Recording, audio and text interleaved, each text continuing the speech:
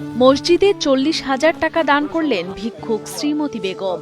সারাদিন ভিক্ষা করে যা পেতেন তা সবটা খরচ না করে জমিয়ে রাখতেন একটু একটু করে।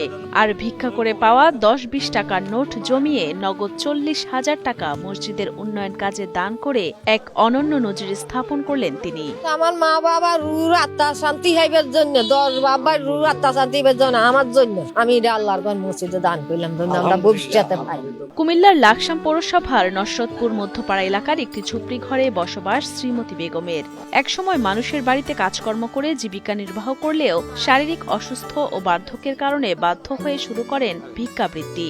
সেই থেকে অন্যের দয়াদাক্ষিণে কোনো রকমে খেয়ে না খেয়ে দিন পার করেন স্বামী পরিত্যক্তা ও নিঃসন্তান ষাটোর্ধ্ব বৃদ্ধা শ্রীমতী বেগম। আমি খুশি করে দিছি, আল্লাহ খুশি হইলে, আমার এগুলো মা বাবার রু আত্মা শান্তি হইলে আমি আর কোনো দায়িয়া নাই। ভিক্ষাবৃত্তির অর্থ জমিয়ে মসজিদে 40,000 টাকা দান করায় রীতিমতো হতবাক মসজিদ কমিটি সহ এলাকাবাসী। তারা সকলেই প্রাণ ভরে দোয়া করেন এই বৃদ্ধা নারীর জন্য। আমরা শুনি সবাই খুশি হয়েছি যে উনি নিজে কষ্ট করে আনি খায়, এখন উনি দিচ্ছে আবার মসজিদের জন্য। শ্রীমতীর এমন কাজ সমাজের জন্য অত্যন্ত অনুকরণীয়। এই মহৎ কাজের জন্য সবসময় তার পাশে থেকে সহযোগিতা করার আশ্বাস দিয়েছে উপজেলা প্রশাসন।